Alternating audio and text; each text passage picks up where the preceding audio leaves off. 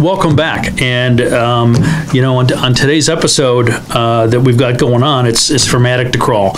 So what we're going to talk a little bit about today is, what is attic to crawl? We check it all really mean. What does that include? It's a question we get often asked on the phone or in an interview when we're talking is, well, what are you going to inspect? What are you going to look at? And sometimes I think it's like, well, everything, basically pretty much that we can. And I always preface it that we have a safe and reasonable access, safe being an optimal word for us, especially with that. So we're going to kind of walk you through the four areas of the major areas of what we cover in a home. We're going to cover the structural, which is going to be, the framing, the foundation. Again, anything that we have visibility to. We don't open up walls. We don't move furniture. We don't clean out closets. Again, we have to have visibility to see that. And we cover that, not only from an interior standpoint but an exterior standpoint. Electrical. We're going to go through a good representation of all your receptacles in the house. We're going to check your service panel. We'll actually pull the dead front off if we feel it's safe. Take a peek behind there just to make sure that there hasn't been any handyman wiring going on in there, which is often the cause of a lot of problems in homes with that, instead of hiring a professional.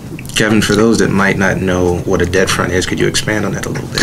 Yeah, dead front, basically that's the front of your service panel, or your breaker box, as most people call it. That'll come off, and again, we look at the wiring there to make sure it's the right size wiring, to make sure that there's not more than one wire crammed into a breaker, which we often find from some handyman wiring and things of that nature. And again, that can be very, very dangerous, and it's a big safety item with that. We also evaluate and inspect the plumbing of the home. That's down from toilets, showers, bathtubs, all the faucets throughout the home, any sump pumps that might be in the basement. And a sump pump is what keeps water out of your basement or crawl space. There's something called drain tile around the foundation, and without getting too technical, the water goes into the drain tile, into the sump pump. The sump pump ejects the water out, keeps your basement dry.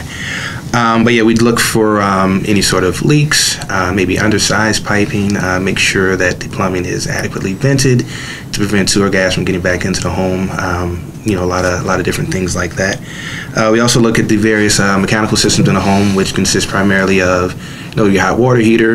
We'll be able to give you the age on that, make sure the water's heating properly, make sure that it's bonded properly to the electrical system. That way, there aren't any potential issues of the supply lines being energized, which could be a safety hazard. We also inspect the air conditioner, the furnace, or boiler. If that's the case, we definitely fire the air conditioner up, make sure it's cooling well. The furnace, we fire that up as well. And as much as we're able to see, we investigate and evaluate the heat exchanger, all the various components of the mechanical systems. Sometimes we'll also investigate or evaluate the dishwasher, refrigerator, oven, every other appliance that you have in the kitchen as well.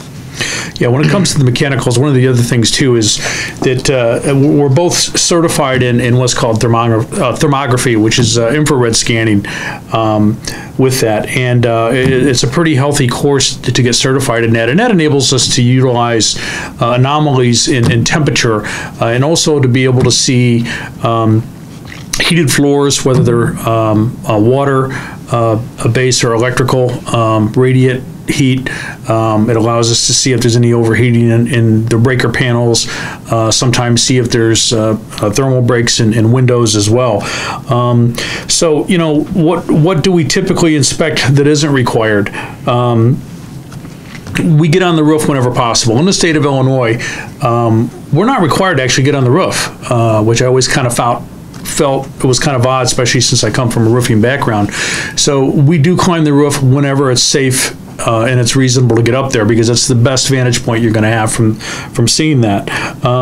Decks, we're certified through NADRA, which is a National Association of Decks and Railings, and being in Chicago area and Chicago Metro with decks and the way sometimes they are questionably built, we take a lot of pride in knowing a little bit more about ducts than sometimes even a lot of the contractors out there with that. And crawl spaces, they're not fun. And we do require at least a minimum amount of room to get underneath there, but we have regular equipment that we use to get underneath there, because that's crawl spaces and attics. That's usually where you're going to find the majority of the problems in a home. Yeah, and I think Kevin's being a little generous about the reasonable access. Kevin actually did my wife and I's home about 2 years ago, and we have a pretty tight crawl space, and I can definitely recall, looking out the window to the backyard, and I saw the crawl space hatch. I'm like, well, there's no way he's getting in there. And I looked away, turned back, and he had vanished. And I looked in, and sure enough, Kevin, with about 16 inches of clearance, had gotten into my crawl space to the point that I couldn't even see where he was. So when we say attic to crawl, we do everything we can, to get access to the various systems of your home. Like Kevin mentioned in a previous episode, we realized that, buying a home is arguably the largest purchase, that a person's ever going to make. So we want to do everything that we can to give you the most complete picture of the home. So if that requires us to get a little dirty, we have no problem doing that, because that's, honestly, that's what you're paying for, and we want to make sure that we're earning that fee every time. Yeah, a lot of times too, we'll get asked questions, well, did I fail the inspection? And there's going to be areas that's definitely going to need some work, and it's going to be questionable.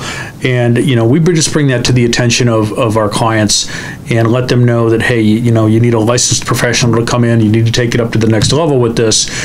We really don't know where their line in the sand is. Some people are okay with certain things, and some people aren't with that. As far as agents, a lot of times will ask us, are you a deal killer? And, what I tell them is I've never killed a deal. I've had homes commit suicide on me, but I've never, killed a deal. There's been situations where, and I think Jared has got the record with 5 inspections for one couple. I think I've got 4. To where we've done, more than 3 to 4, and I think you had 5 inspections for one couple. We never look at it as pass or fail. What we try to do and what we try to convey to the buyers right from the beginning is, we will evaluate the home, based on the standards of practice that we follow based on Illinois standards, and based on what we see, we make recommendations for improvement. Safety issues, whatever the case may be.